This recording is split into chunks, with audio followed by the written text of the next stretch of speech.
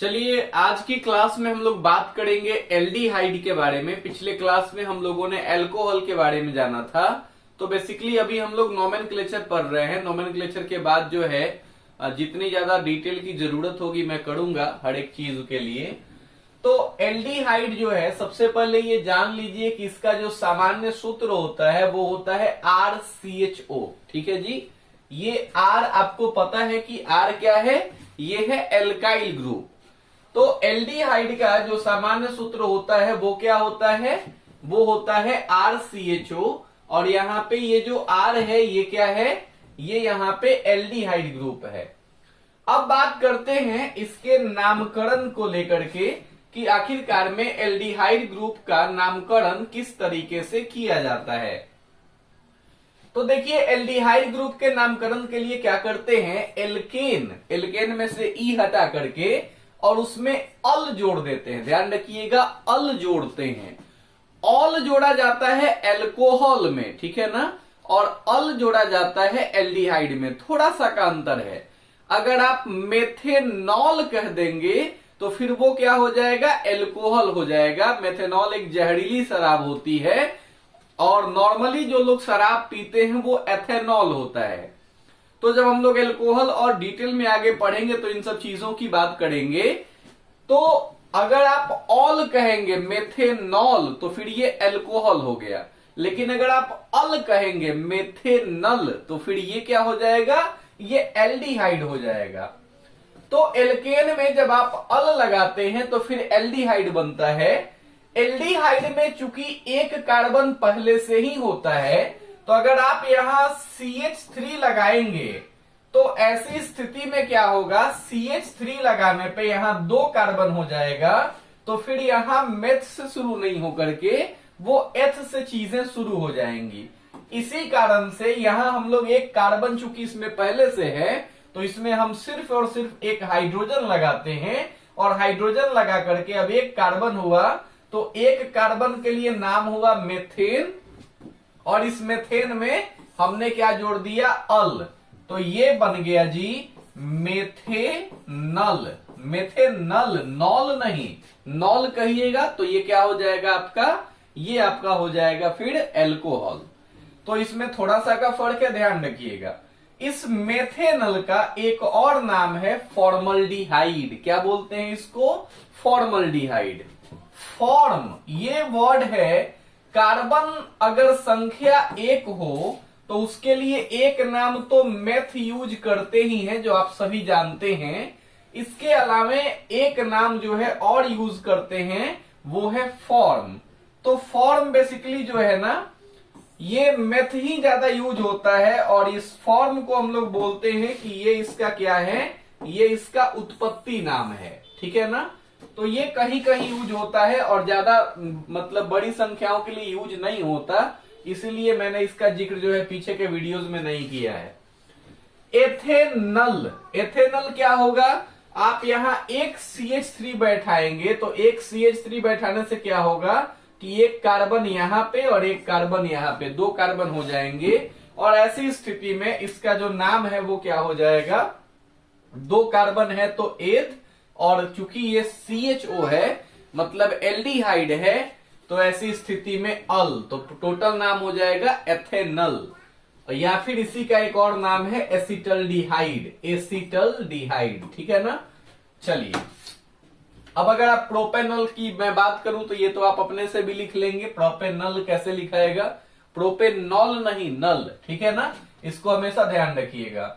तो अगर आप C2H5 करें तो 2 कार्बन यहां से मिल जाएंगे और एक कार्बन CHO मतलब एल्डिहाइड का एक कार्बन आएगा और यहां 3 कार्बन हो जाएंगे और यही जो है बेसिकली क्या हो जाएगा, यही है प्रोपेनॉल। ठीक है ना, इसको आप ऐसे भी लिख सकते हैं, 2 कार्बन ऐसे लिख के और इनमें आप ऐसे H जो है लगा लीजिए इस तरीके से और फिर ये C डबल बॉन्ड OH। ठीक है ना, ये हो गया। बात क्लियर है। देखिए एल्डिहाइड ग्रुप जो है ना ये बहुत ज्यादा क्या है, कंफ्यूजन पैदा कर देता है कीटोन के साथ में। अगर यही C डबल बॉन्ड O के इस बगल में ये जो H है अगर ये H नहीं लग के यहां एक और C लग जाएगा तो फिर जानते हैं क्या हो जाएगी, फिर ऐसी स्थिति में बात हो जाएगी कि ये एक दूसरा ग्रुप हो जाएगा और इस ग्रुप का नाम हो जाएगा फिर क्या, इसका नाम हो जाएगा कीटोन। ठीक है ना, तो दोनों के दोनों अलग ग्रुप हो जाएंगे। इसीलिए एल्डिहाइड को पहचानने का ज्यादा अच्छा तरीका है कि एल्डिहाइड को आप ऐसे बीच में रखिएगा तो फिर गड़बड़ होने की चांसेस बहुत ज्यादा है। बीच में ये कहीं रहता नहीं है। एल्डिहाइड आपको जब कहीं भी देखने को मिलेगा तो नॉर्मली ये आपको कहां देखने को मिलेगा, लास्ट में ही देखने को मिलता है। ठीक है जी, इस बात को आप लोग एकदम क्लियर से समझ लिए। एल्डिहाइड आपको हमेशा ऐसे ही स्ट्रक्चर के साथ में देखने को मिलता है। ब्यूटेनॉल आप लिख सकते हैं अपने से भी। ब्यूटेनॉल है तो कार्बन की संख्या 4 हमको चाहिए और एक एल्डिहाइड में CHO के पास पहले से ही होता है। ठीक है ना, तो बेसिकली 3 ही अलग से हमको चाहिए और आप जो है इनके लिए क्या कर लीजिए, हाइड्रोजन बैठा लीजिए और ये जो पूरी की पूरी स्ट्रक्चर हमारे सामने आएगी ये हो जाएगी ब्यूटेनॉल की। ठीक है ना, चलिए आगे चलते हैं, अगले ग्रुप की बात करते हैं। अगला ग्रुप जो एल्डिहाइड के साथ बच्चे कंफ्यूज होते हैं उस ग्रुप का नाम है कीटोन। कीटोन जो है ना, यहाँ एक चीज ध्यान देने वाली बात है कि एक कार्बन इसके पास पहले से होता है कीटोन में और 2 कार्बन आपको इसके अगल बगल में जोड़ने होते हैं क्योंकि कार्बन को 4 बॉन्ड की जरूरत पड़ेगी।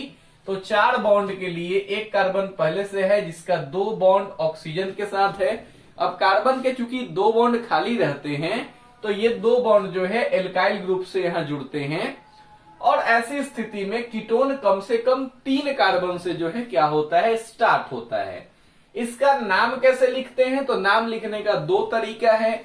या तो अगर आप साधारण नामकरण यूज करेंगे तो आपको एल्काइल प्लस कीटोन लिखना पड़ेगा और अगर आप IUPAC नामकरण यूज करेंगे तो एल्केन प्लस ओन लिखना पड़ेगा। तो 2 तरीके हैं अपने पास, एल्केन प्लस ओन और एल्काइल प्लस कीटोन, दोनों को देखते हैं।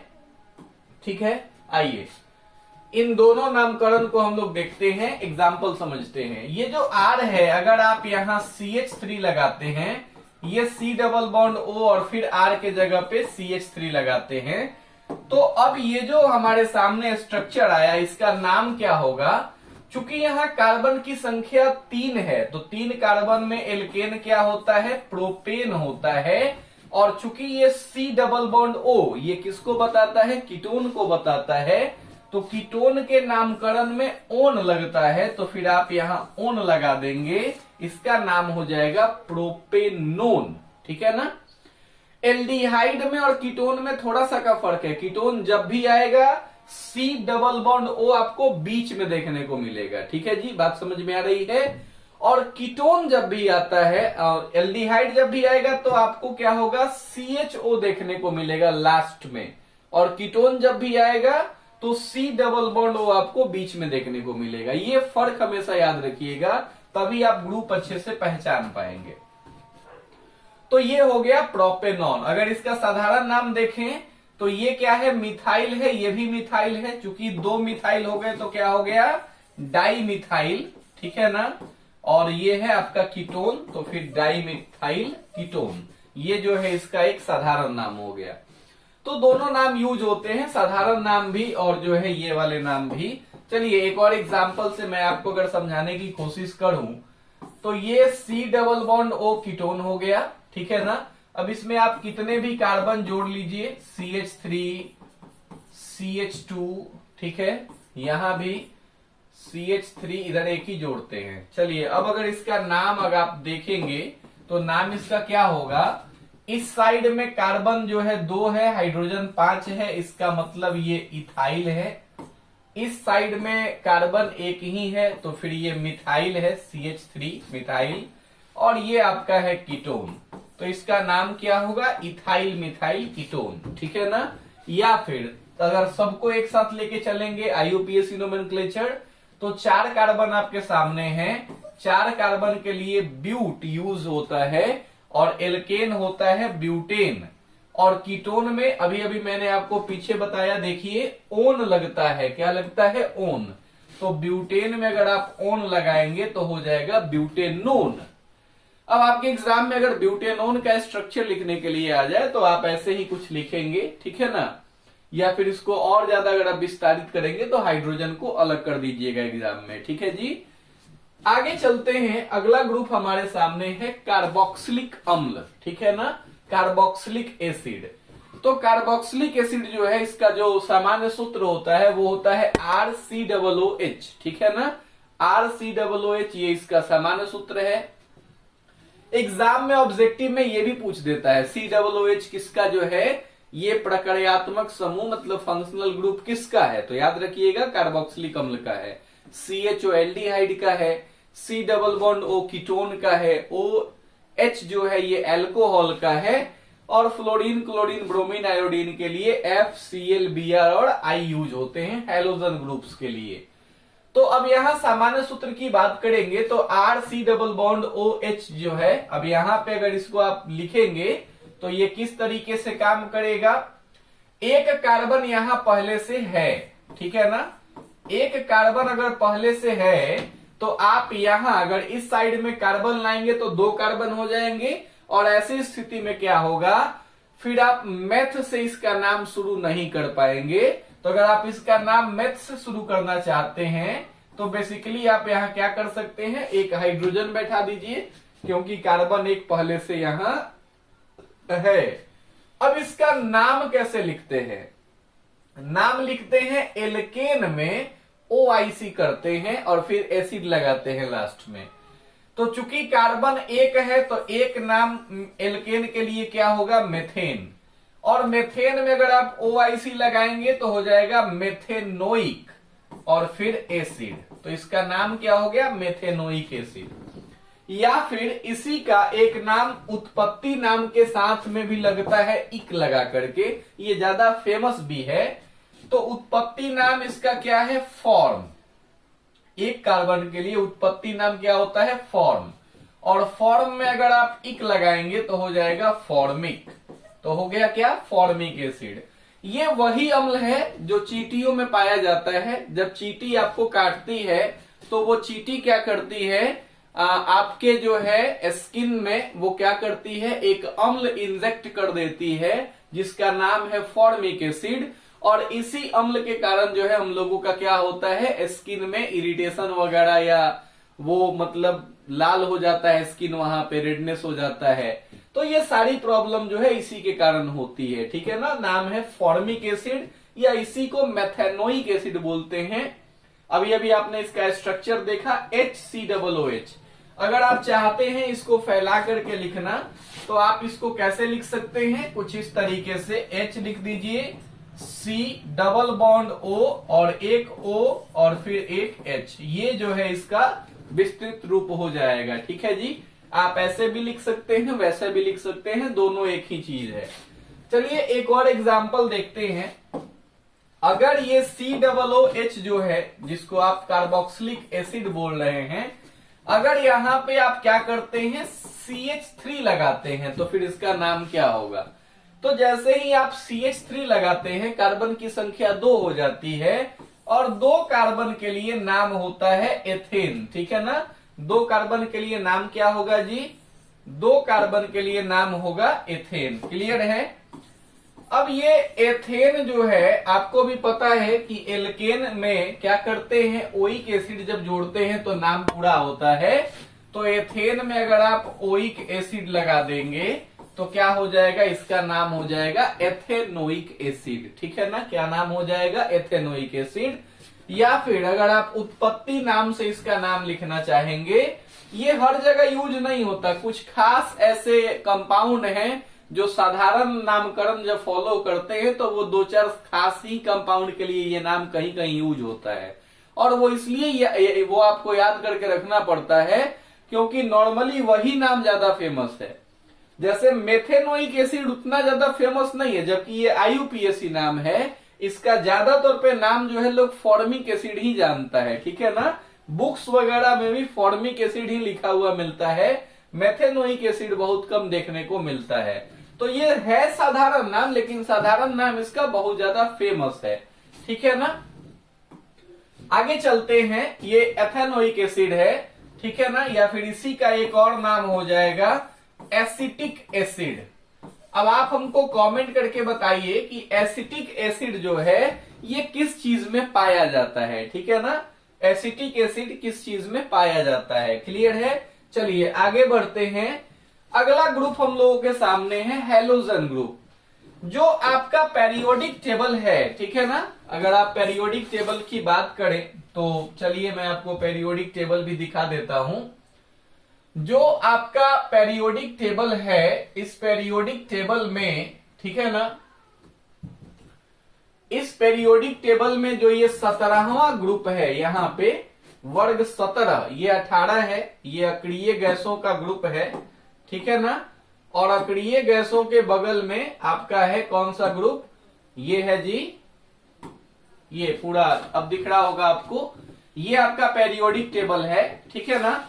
और यहाँ पे इस पेरियोडिक टेबल में ये जो सबसे लास्ट में आपको ये जो ग्रुप दिख रहे हैं, ये वाले ग्रुप कौन से हैं, ये 18वें हैं, इनको हम लोग पढ़ेंगे, पेरियोडिक टेबल पढ़ेंगे तो। और ये जो 17वां ग्रुप है ना, यही है fluorine, chlorine, bromine, iodine, statin, ठीक है ना। तो ये जो सारे के सारे हैं, इन्हीं को बोलते हैं हैलोजन। इन्हीं को क्या बोलते हैं, हैलोजन। ये फ्लोरीन, क्लोरीन, ब्रोमीन, आयोडीन, ये जो है इन्हीं सबको क्या बोलते हैं, इन्हीं को बोलते हैं हैलोजन, ठीक है जी। और यही हैलोजन जो है अगर कहीं किसी कंपाउंड में जुड़ के आता है तो फिर इसका नामकरण कैसे होता है वो हम लोग यहाँ इस वीडियो में देखने की कोशिश कर रहे हैं। अब देखिए, हैलोजन ग्रुप जब भी आता है तो उसका सामान्य सूत्र कुछ ऐसे बन के आता है RX।